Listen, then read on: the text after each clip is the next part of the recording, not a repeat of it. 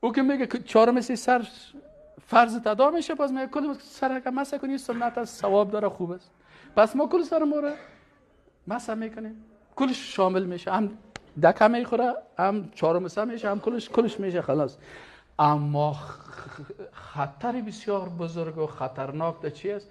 در مسائل اعتقادی هست که در اینجا باز اینا خیستن. معتزله گفتن که ما هیچ صفات الله را یکیشان قبول نداریم. چرا قبول؟ خواهیم کسایی که در مدارس خواندن معتزله رو میخوان، چرا میگه اگر ما بگوییم که الله سمع داره، بازی تشبیه با مخلوق میشه. اگر بگوییم که بصر داره، باز با مخلوق تشبیه میشه. باز اگر بگوییم فلانی صفات الله را، پس کل صفات الله را چی میکنن؟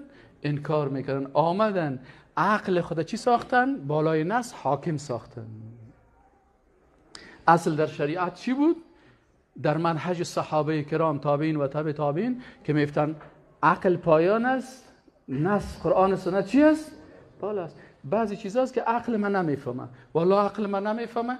هل الله السمیع؟ صحابه میگفتن بله الله سمیع است، بحث نمیکردن. چرا؟ میگه به خاطر ازی که سمع الله، شنیدن الله، عمو قسم الله گپای ما را میشنوه که به جلال و عظمت از او شایسته هست. ما هم قسم میشنویم که به مخلوق بودن ما شایسته است. پس ما با خالق مخلوق هیچ تشبیه نمیکنیم.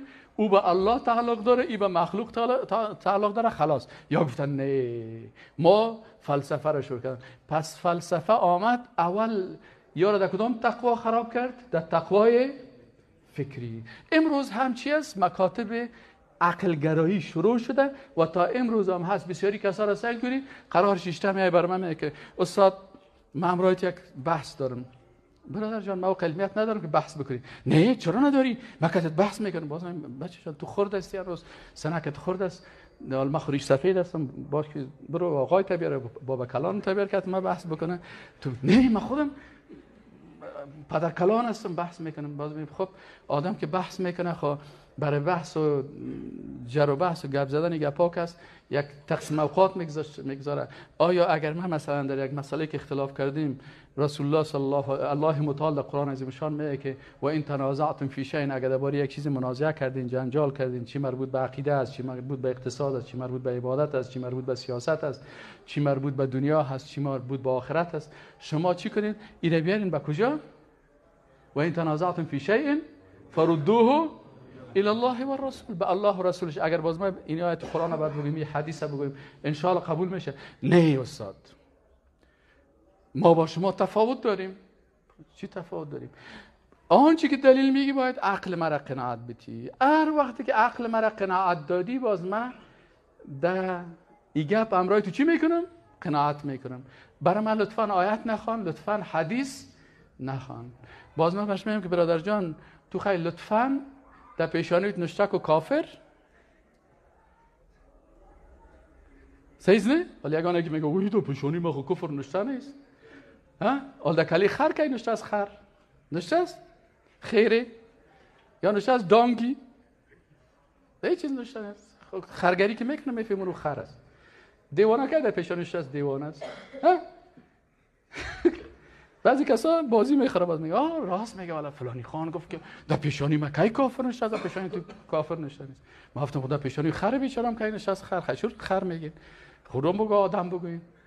اینا گپ سرزی است که چرا خای مرا میگه کافر است؟ به خاطر لفظی که تو استعمال میکنی از دیدگاه عقیده تو را چی میسازه؟ کافر میسازه. به خاطر اینکه تو میگی که ما تا وقتی که قناعت عقلی مرا حاصل نکردی، من این موضوع را قبول ندارم. این معنی از این میته که اینی آیت قرآن قبول نداری.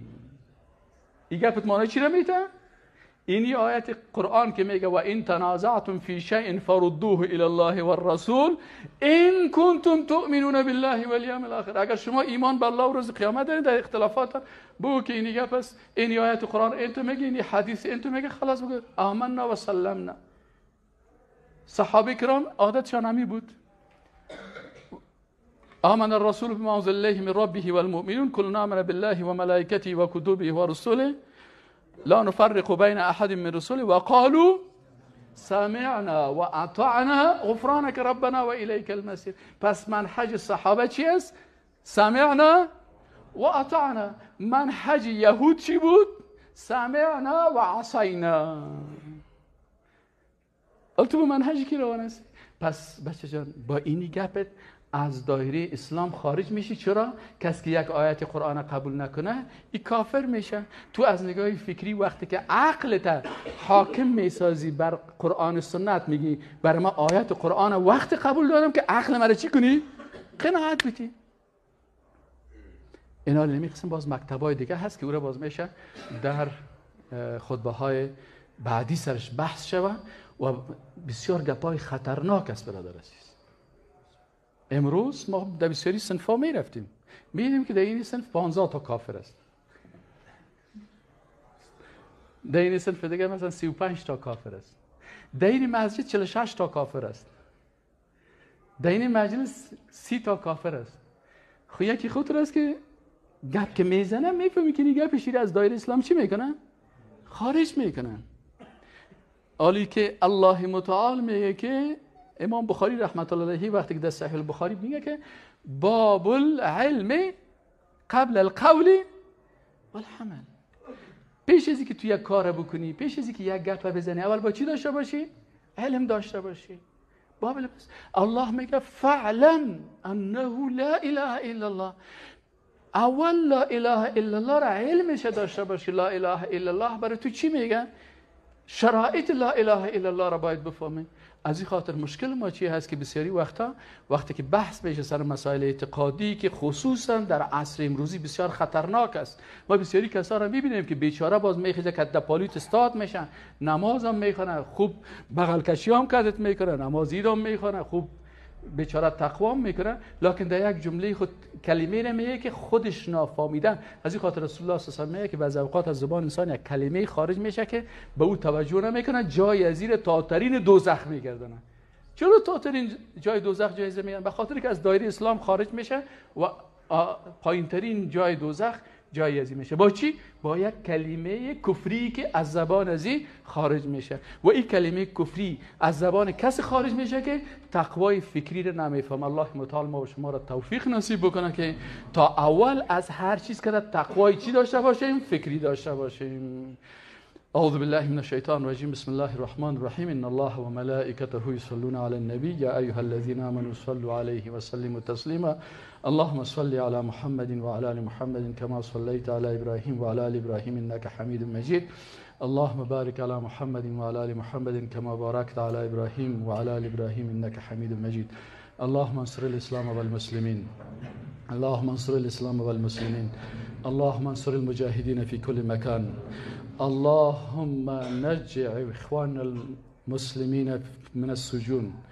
اللهم ربنا آتنا في الدنيا حسنة وفي الآخرة حسنة وقنا عذاب النار. اللهم فك أسرارنا. اللهم فك أسرارنا. اللهم فك أسرارنا. اللهم ربنا ظلمنا أنفسنا وإن لم تغفر لنا وترحمنا لنكونن من الخاسرين. اللهم تعال بر ما توفیق نصیب بکنه. چرا توفیق از جانب الله هست که با تقوا شویم. اللهم تعال ما و شما را توفیق تقوای فکری نصیب بکنه تا فکر خود از گمراهی ها حفظ بکنیم. الله متعال ما و شما را توفیق نصیب بکنه که براه بریم که دور رضایت الله و رسولش باشه. الله متعال خاتمه سخنای ما و شما را به لا اله الا الله بگردانه. ان الله یأمر بالعدل والإحسان وإیتاء ذی القربى وینهى عن الفحشاء والمنکر والبغي يعظكم لعلكم تذكرون. اذكروا الله يذكركم وادعوه يستجب لكم ولذكر الله أكبر والله يعلم ما تصنعون وأقم الصلاة.